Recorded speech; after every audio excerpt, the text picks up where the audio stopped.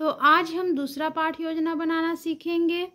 कल हमने सीखा था पौधों में पोषण के बारे में पाठ योजना बनाना। आज हम सीखेंगे मनुष्य में पाचन के बारे में पाठ योजना बनाना। तो चलिए हम शुरू करते हैं। सबसे पहले यहाँ पे दिनांक लिखेंगे, कक्षा लिखेंगे, छात्र अध्यापिका का नाम लिखेंगे, विद्यालय का नाम लिखेंगे, फिर इधर विषय लिखेंगे, प्रकरण लिखेंगे और अवधि लिखेंगे और चक्र लिखेंगे। जैसा हमने कल बताया था सेम वैसा ही। तो इसमें हम सामान्य उद्देश्य लिखेंगे, छात्रों में विज्ञान के प्रति रुचि उत्पन्न करना, छात्र छात्राओं के मानसिक शक्ति का विकास करना, छात्र छात्राओं को दैनिक जीवन में जीव विज्ञान की उपयोगिता बताना, छात्र छात्राओं में वैज्ञानिक दृष्टिकोण का विकास करना, छात्र छात्राओं को विज्ञान से संबंधित प्रशिक्षण प्रदान करना। और विशिष्ट उद्देश्य में हम लिखेंगे, छात्र छात्राएं मनुष्य में पोषण के बारे में जान सकेंगे। ज्ञानात्मक उद्देश्य में हम लिखेंगे, छात्र छात्राएं पाचन तंत्र के बारे में ज्ञान प्राप्त कर सकेंगे। और लिखेंगे, छात्र छात्राएं पाचन तंत्र के विभिन्न भागों के बारे में स्मरण कर सकेंगे या प्रत्यास्मरण कर सकेंगे। बोधात्मक उद्देश्य में हम लिखेंगे, छात्र छात्राएं पाचन तंत्र के विभिन्न भागों का वर्णन कर सकेंगे। और सेकंड नंबर में लिखेंगे, छात्र छात्राएं पाचन तंत्र के विभिन्न भागों में तर्क कर सकेंगे। और कौशलात्मक उद्देश्य में हम लिखेंगे, छात्र छात्राएं पाचन तंत्र के सभी भागों के बारे में समझ उत्पन्न कर सकेंगे।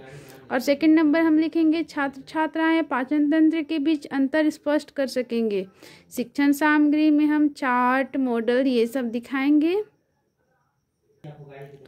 फिर हम शिक्षण विधि इधर बताएंगे, व्याख्यान विधि, कथन विधि, प्रदर्शन विधि और पूर्व ज्ञान। छात्र पाचन तंत्र से संबंधित सामान्य जानकारी रखते हैं।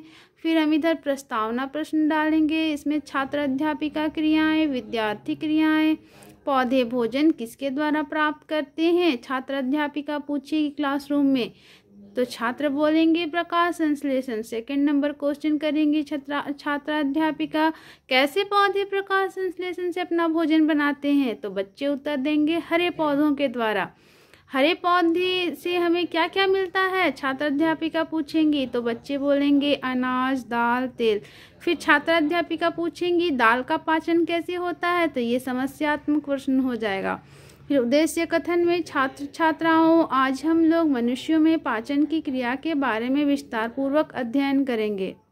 तो चलिए अब हम पाठ प्रस्तुतिकरण करेंगे। इसमें हम शिक्षण बिंदु लिखेंगे, छात्र अध्यापिका क्रियाएं लिखेंगे, छात्र छात्रा क्रियाएं लिखेंगे, शिक्षण सामग्री या शिक्षण विधि, श्यामपट्ट कार्य या फिर उधर मूल्यांकन। तो यह हम बताएंगे सबसे पहले पोषण के बारे में। तो शरीर के पोषण के लिए हम जो भी भोज्य पदार्थ ग्रहण करते हैं उसे भोजन कहते हैं। और पोषण वह विशिष्ट रचनात्मक अपचय या पाचन की क्रिया है जिसके द्वारा पादपों और विषमपोषी जीवों में भोज्य अवयवों के अंतर्ग्रहण, पाचन, अवशोषण, स्वांगीकरण द्वारा प्राप्त ऊर्जा से शारीरिक वृद्धि, मरम्मत, उत्तकों का नवीनीकरण और जैविक क्रियाओं का संचालन होता है। सामूहिक रूप से पोषण कहलाता है। तो हम देखेंगे यहाँ मनुष्य में पोषण के लिए उपयुक्त अंग। तो मनुष्य में पोषण के लिए उपयुक्त अंग में हम विकासात्मक प्रश्न लिखेंगे। पोषण की प्रक्रिया किसमें होती है, पेड़ पौधों में या मनुष्य में। विद्यार्थी उत्तर देते हैं दोनों में। सेकंड नंबर क्वेश्चन हम पूछेंगे विद्यार्थियों से, मनुष्यों में पोषण के लिए शरीर के किन किन अंगों का उपयोग होता है। तो वे इसका जवाब नहीं दे पाते हैं। फिर हम इसका स्पष्टीकरण देंगे। मनुष्य में पोषण मानव पाचन तंत्र के माध्यम से होता है। मनुष्य का पाचन तंत्र आहार नाल एवं सहयोगी ग्रंथियों से मिलकर बना होता है। आहार नाल 8 से 10 मीटर लंबी होती है जो मुख से मल द्वार तक फैली रहती है। इसकी भित्ति मुख्यतः आरेखित पेशियों से बनी होती है। आहार नाल में मुख्यतः निम्नलिखित अंग होते हैं। फिर हम इधर लिखेंगे शिक्षण सामग्री में, आहार नाल की लंबाई 8 से 10 मीटर लंबी होती है जो मुख से मल द्वार तक फैली रहती है। फिर हम यहाँ मानव श्वसन तंत्र का ये फोटो बनाएंगे। सॉरी, ये गलती से मानव श्वसन तंत्र लिखा गया है, यहाँ आप लिखेंगे मानव पाचन तंत्र। तो हम इधर लिखेंगे कि आहार नाल में कौन कौन से अंग होते हैं। तो ये मुख, ग्रसनी, ग्रासनली, अमाशय, आंत, छोटी आंत और बड़ी आंत। मनुष्य की उदर गुहा में आहार नाल के साथ यकृत और अग्नाशय पाचन ग्रंथियां संबंधित होती है। लार, जठर भी पाचन ग्रंथियां हैं। विद्यार्थीगण यहाँ ध्यानपूर्वक सुनेंगे और देखेंगे ओम लिखने का प्रयास भी करेंगे। मानव पाचन तंत्र की प्रक्रिया के बारे हम यहाँ लिखेंगे। विकासात्मक प्रश्न, भोजन का पाचन किसके द्वारा होता है। तो विद्यार्थीगण जवाब देते हैं पाचन तंत्र के द्वारा। सेकेंड हम क्वेश्चन पूछेंगे पाचन तंत्र की प्रक्रिया के बारे बताइए। तो विद्यार्थीगण मौन हो जाते हैं, उन्हें इसके बारे में पता नहीं है। तो हम इसका स्पष्टीकरण देंगे कि मनुष्य को पोषण भोजन के रूप में प्राप्त होता है। भोजन के पाचन से मनुष्य को ऊर्जा मिलती है। मानव की पाचन तंत्र की प्रक्रिया इस तरह होती है। मनुष्य में भोजन मुंह के माध्यम से खाया जाता है और इसे हाथों की मदद से मुंह में डालते हैं। भोजन का पाचन मुंह से ही शुरू हो जाता है। भोजन को दांत छोटे छोटे टुकड़ों में काटता है, उसे चबाता है तथा पीसता है और हमारे मुख में पाई जाने वाली लार ग्रंथियों से रस निकलता है, जिसे लार रस या इस लार में एक एंजाइम होता है जिसे लार एमिलेज कहते हैं। यह मंड जटिल अणु के सरल शर्करा में खंडित कर देता है। जीभ लार को भोजन के साथ मिला देता है। मुंह से भोजन ग्रासिका या इसोफेगस के द्वारा अमाशय तक ले जाया जाता है। अमाशय एक वृहत अंग है जो भोजन के आने पर फैल जाता है। अमाशय की पेशीय भित्ति भोजन की अन्य पाचक रसों के साथ मिश्रित करने में सहायक होती है। ये पाचन कार्य अमाशय की भित्ति में उपस्थित जठर ग्रंथियों के द्वारा संपन्न होते हैं।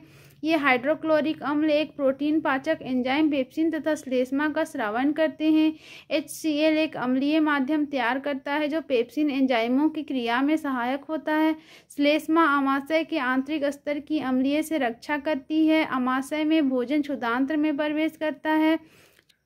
क्षुदांत्र यानी कि छोटी आंत में ही भोजन में उपस्थित कार्बोहाइड्रेट, प्रोटीन, वसा का पूर्ण पाचन होता है। इन सब के पाचन के लिए क्षुदांत्र स्रावित पित्तरस का कार्य वसा पर क्रिया करने के लिए होता है, जिसमें उपस्थित ट्रिप्सिन एंजाइम प्रोटीन का पाचन करने के लिए जिम्मेदार होता है तथा इमल्सीकृत वसा का पाचन करने के लिए लाइपेज एंजाइम होता है। क्षुदांत्र की भित्ति में एक ग्रंथि होती है जो आंतरस स्रावित करती है, जो प्रोटीन को एमिनो अम्ल तथा जटिल कार्बोहाइड्रेट को ग्लूकोज में तथा वसा को वसा अम्ल या ग्लिसरॉल में परिवर्तित कर देती है। उचित पाचित भोजन को आंत की भित्ति अवशोषित कर लेती है। और हम यहाँ बोधात्मक प्रश्न में लिखेंगे आहार नाल की लंबाई कितनी होती है, लार में कौन सा एंजाइम होता है। और निरीक्षण कार्य में हम पूछेंगे कि बच्चे जब श्यामपट्ट कार्य करेंगे तब छात्र अध्यापिका उनके कार्यों का निरीक्षण पूरी कक्षा में घूम घूम कर करेगी। बोधात्मक प्रश्न में आहार नाल की लंबाई कितनी होती है, इसमें छात्र जवाब देंगे 8 से 10 मीटर लंबी होती है। लार में कौन सा एंजाइम होता है, तो एमिलेज, इसका जवाब देंगे। यहाँ पे हम एक पाठ्य पुस्तक बनाएंगे जो कि विज्ञान की पाठ्य पुस्तक है कक्षा 10 की।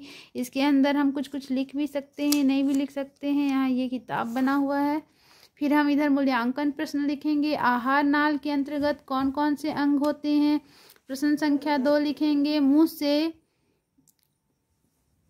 मुंह से भोजन किसके द्वारा अमाशय तक ले जाया जाता है, ये मूल्यांकन प्रश्न हम लिखेंगे। अब हम इधर लिखेंगे, फिर इधर हम शिक्षण बिंदु छात्र अध्यापिका जैसे पहले लिखा हुआ है वैसे ही लिखेंगे। फिर इधर हम गृह कार्य देंगे। अमाशय में पाचन क्रिया को विस्तार से बताइए, ये विद्यार्थीगण घर से इसके बारे में जानकर आएंगे। मनुष्य में पोषण के लिए उपयुक्त अंगों को बताइए, ये भी विद्यार्थीगण घर से कर लेके आएंगे। फिर हम पाठ समापन की ओर जाते हैं। तो आज हमने मनुष्य में पाचन के बारे में विस्तार पूर्वक अध्ययन किया। अगली कक्षा में दूसरे विषय का अध्ययन करेंगे।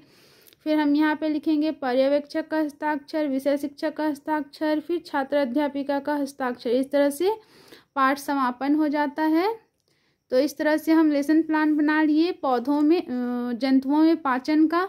तो हम अगली कक्षा में दूसरे विषय पर लेसन प्लान बनाएंगे। तो अगर मेरा वीडियो आपको पसंद आता है तो लाइक कीजिए, सब्सक्राइब कीजिए और मेरे वीडियो को देखने के लिए थैंक यू।